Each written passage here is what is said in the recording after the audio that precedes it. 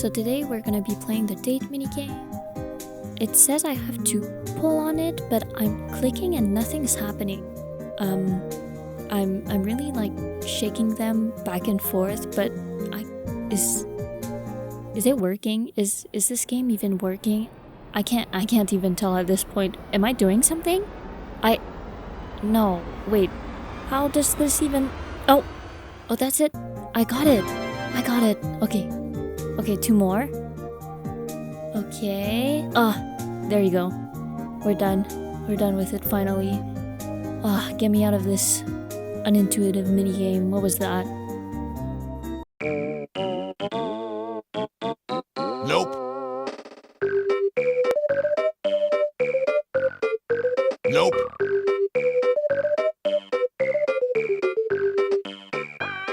Nope.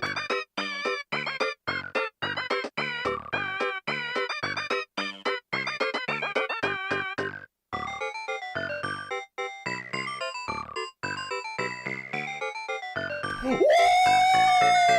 Yeah, baby! That's what I've been waiting for.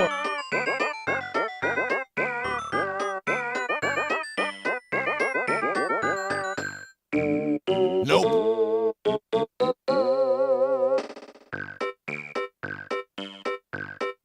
Nope.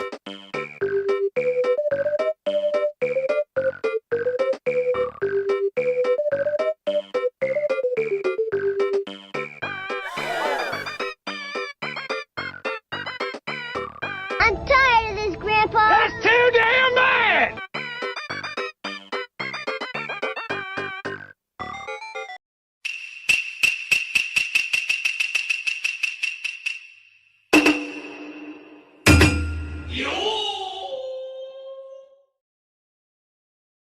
Hello and welcome to another video, dear hunter. This is your head hunter reporting for duty. I hope you're all doing well and that the gods were favorable for you in your pulling ventures. As you can see, I was not very favored this time.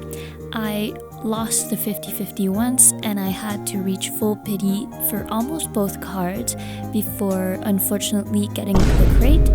So I'm currently at an impasse where I'm wondering, should I pull for R1 or should I stay at rank 0.5? But while I ponder over my decision, let's talk about God of Annihilation Zane. I was somewhat right in my assumption that it would be kind of an Occidental theme card, but as we figured out, it's more Egyptian than Assyrian, and yeah, that's still a very interesting fact about the card. I haven't read it, so I wouldn't be able to say how it relates exactly to Zane's lore for now, but I'm sure some of you could share in the comments and make us cry all together. As we all know, Love in Deep Space is just basically love and depression. So let's go over the basics of the character. The cards for Zane are solar cards, which means they are the main cards off of which everything else will scale off of. The Stellachrum is pink, and his cards scale off HP. You don't necessarily have to prioritize specific lunar cards when it comes to fighting. What should always be prioritized first of all are the solar cards.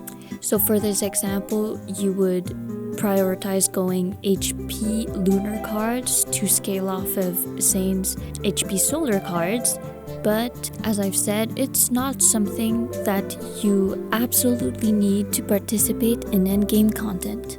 Now, I don't know if I'm the only one who feels this way, but for some reason, God of Annihilation feels more complex than the past 2 cards, which were Raphael's Lemurian Sea God and Xavier's King of Dark Night. I don't know if maybe it's because the main character uses a claymore, which kind of breaks down the rhythm, especially since the active attack for the main character doesn't do the slash attack that we're used to with the claymore. It's an attack where instead of jumping up and slamming the claymore down, she will charge it and thrust it into the enemy. It feels a bit more clanky in my opinion. And even if all the other third myths up until now had this concept of you need to do an extra step to gain that other unlockable ability, for God of Annihilation especially, it really feels like it's part of the story, part of his lore in general, because it's not just you do these attacks at the right times and in the right rhythm, it allows you to unlock a new skill. It's you're doing this so that he can regain his sight and help you in battle. There's something about that that's so mystical. It adds to the whole storytelling of the game, and it really gives that extra push that something special is happening right here. And I really like that. Okay, so the last part of this video will be concerning the character itself and how you fight with him. Compared to the last two companions where it felt like you could really just button mash and figure out how they worked, God of Annihilation is a bit different in the way that the passive and your actives have to really work together to create this rhythm. This rhythm will not be automatic, it will not come naturally, it has to really be created.